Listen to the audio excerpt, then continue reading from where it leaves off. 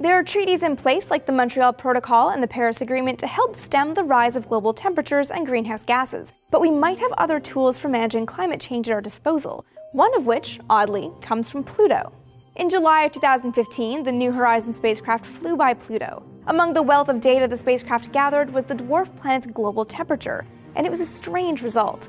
From ground-based measurements taking into account Pluto's atmosphere and how much that atmospheric composition would reflect and absorb solar radiation, scientists had estimated the planet would be on the order of about 100 degrees Kelvin.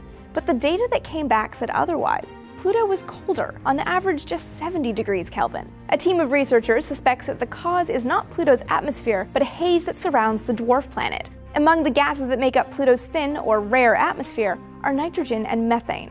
When UV light from the sun reaches the atmosphere, both gases become ionized, kicking off electrons in the process. They then react to form complex hydrocarbons that are heavy enough to fall to the surface. These are called tholins, and they give Pluto its reddish hue. The haze caused by these heavy particles also cools the dwarf planet.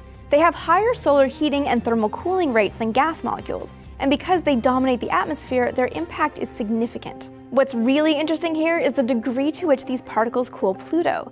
The temperature difference is more than a factor of 10 greater than the impact humans have had on Earth's atmosphere with things like emissions and greenhouse gases. So what if we took this idea and brought it home?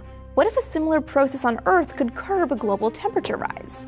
Scientists have actually seen a similar phenomenon on our own planet. Called global dimming, it's not caused by complex hydrocarbons, but by a combination of natural factors like ash from forest fires and man-made pollutants in the atmosphere. These particles attract water molecules that then form clouds that reflect more sunlight back into space.